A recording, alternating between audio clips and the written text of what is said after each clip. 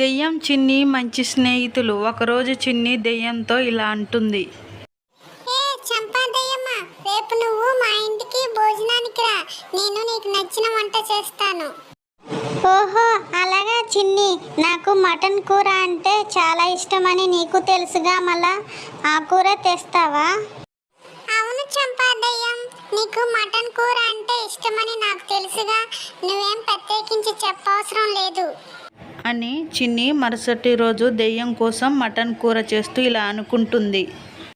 వామ్మో, ఏదో మాట వరుసకి ఆ చంపా దెయ్యాన్ని భోజనానికి పిలిచాను, కానీ మటన్ కేజీ 800. ఆ దెయ్యానికి అసలే మటన్ కూర అంటే ఇష్టం. ఆ చంపా దెయ్యం నాకు కొంచెం కూడా ఉంచకుండా తింటుందేమో మటన్ కూర అని చిన్ని మనసులో ఆలోచించి కూరలో ఎక్కువ కారం వేస్తుంది. దెయ్యం రానే వస్తుంది. పూర్తి వీడియో ఛానల్